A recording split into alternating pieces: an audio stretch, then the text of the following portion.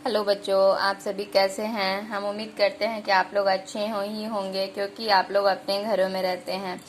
अभी जो corona virus चला हुआ है जिसमें घर में रहना ही सेफ हो सकता है। कोरोना वायरस से बचने के लिए हम बार बार अपने हाथों को सैनिटाइज़र करेंगे, हैंड वॉश करेंगे। जो भी हम बाहर से सामान लाते हैं तो उसको उपयोग में लाने से पूर्व उसे धोकर सैनिटाइज़र कर उसको इस्तेमाल करेंगे। तो चलिए बच्चों, आपको पिछले वीडियो में मैं शब्द विचार के बारे में बताई थी।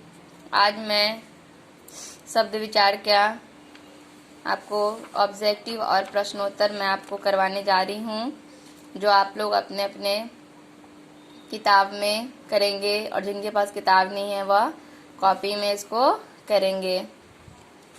तो आपको पता ही है कि वर्णों के मेल से बने सार्थक समूह को शब्द कहते हैं। आप लोग को पता है शब्द को 4 भागों में बांटा गया है: उत्पत्ति के आधार पर, रचना के आधार पर, प्रयोग के आधार पर, अर्थ के आधार पर। इस सब के बारे में मैं आपको पिछले वीडियो में आपको बता चुकी हूँ। आज मैं आपको ऑब्जेक्टिव बताने जा रही हूँ। विकारी और अविकारी शब्दों में क्या अंतर है। सबसे पहले शब्द किसे कहते हैं, तो अभी हम बताएं कि वर्णों के सार्थक समूह को शब्द कहते हैं।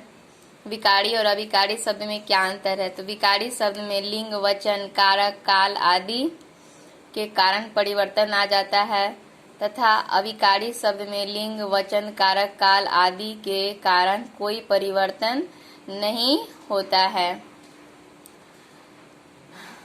रचना अथवा बनावट के आधार पर शब्द के कौन कौन से भेद हैं, तो रचना और बनावट के आधार पर शब्द के 3 भेद हैं: रूढ़ शब्द, यौगिक शब्द, यौग रूढ़ शब्द। आगे है बच्चों कि उचित शब्दों द्वारा रिक्त स्थान की पूर्ति कीजिए। वर्णों के सार्थक समूह को क्या कहते हैं, शब्द कहते हैं। वाक्य में प्रयुक्त होने पर शब्द पद कहलाते हैं।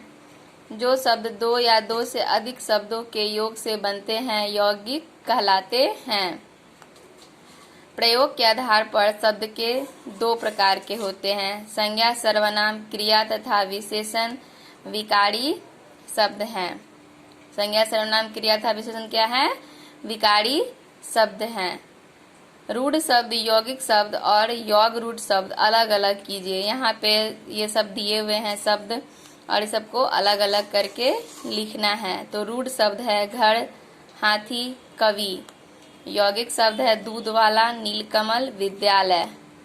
यौग रूढ़ शब्द है नीलकंठ, दशानन और मुरलीधर।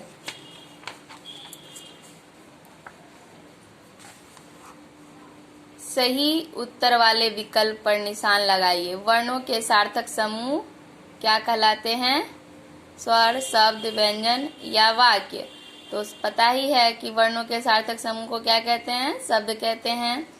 संस्कृत के वे शब्द जो अपने मूल रूप में हिंदी में प्रयुक्त होते हैं वे शब्द कहलाते हैं, क्या कहलाते हैं, वे शब्द तत्सम कहलाते हैं। वे शब्द क्या कहलाते हैं, तो तत्सम कहलाते हैं।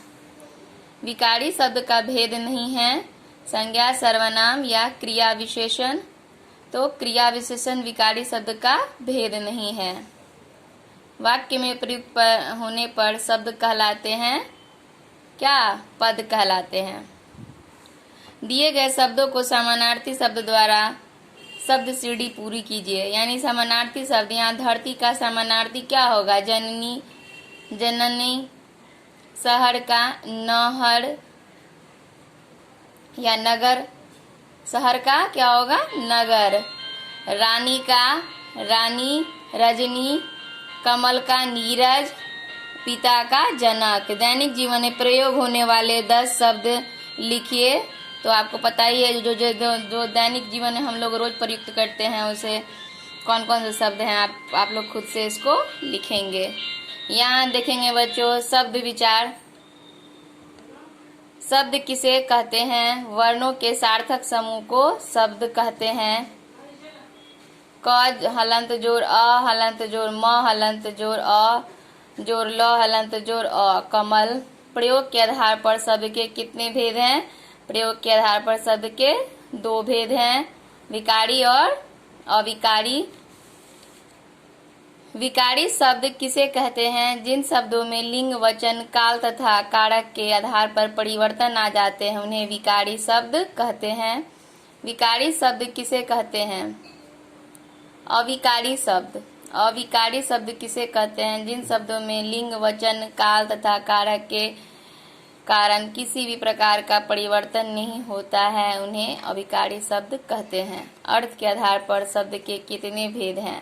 तो अर्थ के आधार पर शब्द के दो भेद हैं, सार्थक शब्द और निरर्थक शब्द। सार्थक शब्द किसे कहते हैं? जिन शब्दों का कोई अर्थ होता है उन्हें सार्थक शब्द कहते हैं। निरर्थक शब्द किसे कहते हैं?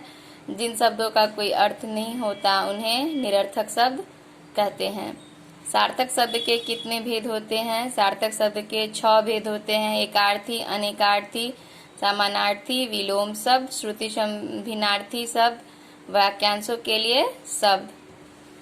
उत्पत्ति के आधार पर शब्द के कितने भेद हैं? उत्पत्ति के आधार पर शब्द के 4 भेद हैं, तत्सम शब्द, तद्भव शब्द, देशज शब्द, विदेशज शब्द। रचना के आधार पर शब्द के कितने भेद हैं? रूढ़ शब्द, यौगिक शब्द और योग रूढ़ शब्द। तो हम उम्मीद करते हैं कि आप इसे अपने नोट कॉपी में इसको अच्छी तरीके से सुंदर राइटिंग में इसे लिखेंगे और याद करेंगे।